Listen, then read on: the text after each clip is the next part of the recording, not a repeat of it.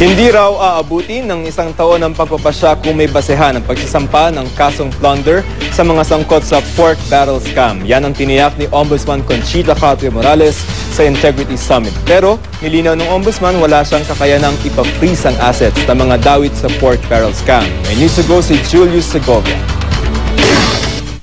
Sinimula na raw ng Ombudsman ang pag-review sa kahong-kahong dokumento at ebidensyang isinumite ng NBI at DOJ laban sa mga sinampahan ng reklamo kaugnay ng pork barrel scam. Sa kanyang pagsasalita sa Integrity Summit, sinabi ni Ombudsman Conchita Carpio Morales na nakita na niya mismo ang ilan sa mga dokumento. Masasabi raw niyang hindi sila aabuti ng isang taon para makapagpasya kung may basehan ang pagsasampa ng kaso sa mga inirekomendang litisin sa plunder. Yesterday, I held a field day going over the documentary evidence, the first batch of documentary evidence submitted by the NBI, and I assure you, you'll be in for a surprise. It's going to take much less. Nilinaw ni Morales na habang nire-review ang mga ebidensya, wala raw kakayahan ng Ombudsman para i-freeze ang assets ng mga taong idinadawit sa pork barrel scam. Sa parehong summit, sinabi ni Commission on Audit Chairperson Grace Polito Tan na makikipagtulungan sila sa Ombudsman para makasuhan at umusad ang pagliliti sa mga tiwaling opisyal ng gobyerno. Lalo't naniniwala sila sa pamumuno ni Morales.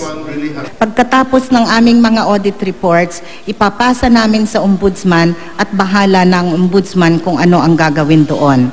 Again, that was so sayang kasi parang we found out that a lot of the cases we referred to the Ombudsman were either in the doldrums, were dismissed even without our knowledge. Ang Korte Suprema naman, nanindigang mananatiling patas sa anumang paglilitis. Ibinabase raw nila ang lahat ng kaso sa bigat ng ebidensya.